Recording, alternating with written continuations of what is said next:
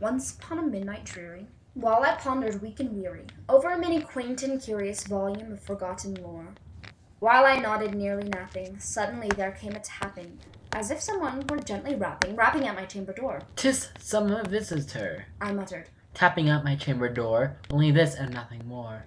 Ah, distinctly I remember. It was in the bleak December, and each separate dying ember wrought its ghost upon the floor. Eagerly I wished the morrow.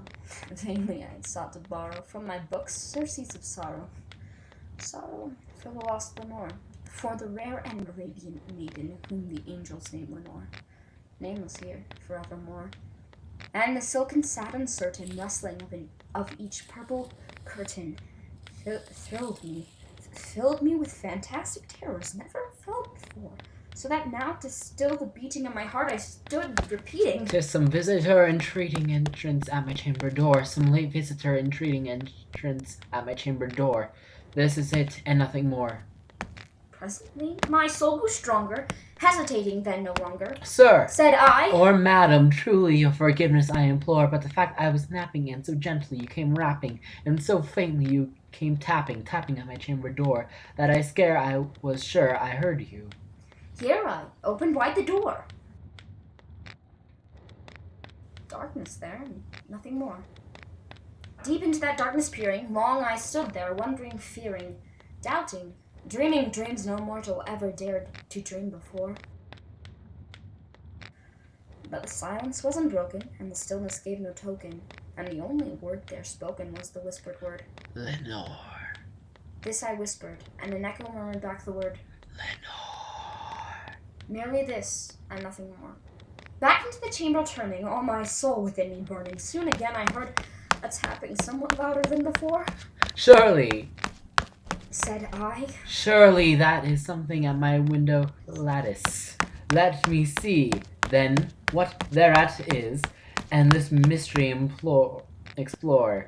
Let my heart be still a moment, and this mystery explore. 'Tis the wind and nothing more." Open here I flung the shutter, when with many a flirt and flutter in there stepped a stately raven of the saintly days of yore. Not the least obeisance made he, not a minute stopped or stayed he, but with mane of lord or lady perched above my chamber door, perched upon a bust of Pallas just above my chamber door, perched and sat and nothing more. Then this ebony bird beguiling my sad fancy into smiling, by the grave and stern decorum of the countenance it wore. "Thou thy crest be shorn and shaven, thou. I said, Art thou no craven, ghastly, grim, and ancient raven, wandering from the nightly shore? Tell me what thy lordly name is on thy night Plutonian shore." quoth the raven. "Nevermore." Much I marveled this ungainly fowl to hear discourse so plainly, though its answer little meaning, little relevancy bore, for we cannot help but agreeing that no living human being e'er yet was blessed with seeing bird above his chamber door, bird or beast upon the sculptured bust above his door, with such a name as "Nevermore."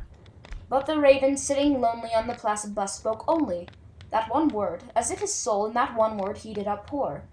Nothing further then he uttered, not a feather then he fluttered, till scarcely I more than muttered, "Other friends have flown before, on the morrow he will leave me, as my hopes have flown before." Then the bird said, "Nevermore."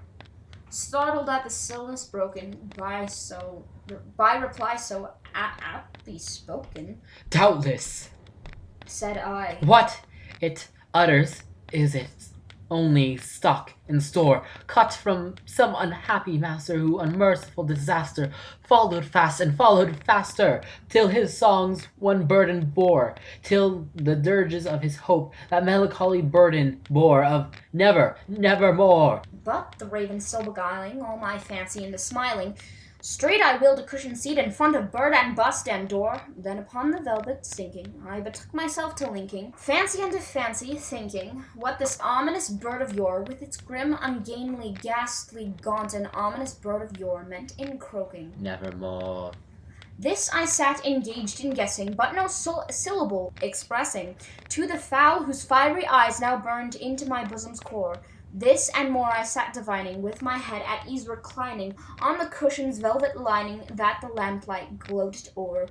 but whose velvet lining with the lamplight gloating o'er, she shall press, nevermore. Then methought the air grew denser, perfumed from an unseen censer, swung by seraphim whose footfalls tinkled on the tufted floor. Wretch, I cried, thy God hath lent thee, by these angels he hath sent thee, respite and nepathy from my memory of Lenore. Quaff, oh quaff in this kind of nepathy, and forgot this lost Lenore. quoth the raven. Nevermore. Prophet! Said I, Thing of evil, prophet still, if bird or devil, whether tempter sent or whether tempest, tossed thee here ashore, desolate yet all undaunted, on this desert desert land, enchanted, on this home by horror haunted. Tell me truly, I implore, is there balm in Gilead? Tell me, I implore. quoth the raven. Nevermore. Prophet! Said I, King of evil, prophet still, if bird or devil, by that heaven that bends above us, by that God we both adore, tell this soul with sorrow laden if, within the distant Aden, it shall clasp a sainted maiden whom the angel named Lenore, clasp a rare and radiant maiden whom the angels named Lenore. quoth the raven. Nevermore. Be that word our sign in parting, bird or fiend. I shrieked upstarting, Hit thee back, do thy tempest and thy night Plutonian shore, leave no black plum as a token of that lie.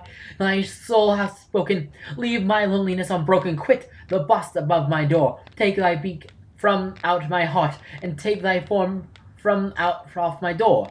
quoth the raven. Nevermore. And the raven, never flitting, still is sitting, On a pallid bust of Pallas, just above my chamber door. and his eyes have all the seeming of a demon's that is dreaming. And the lamplight over him streaming throws his shadow on the floor. And my soul from out that shadow that lies floating on the floor Shall be lifted nevermore.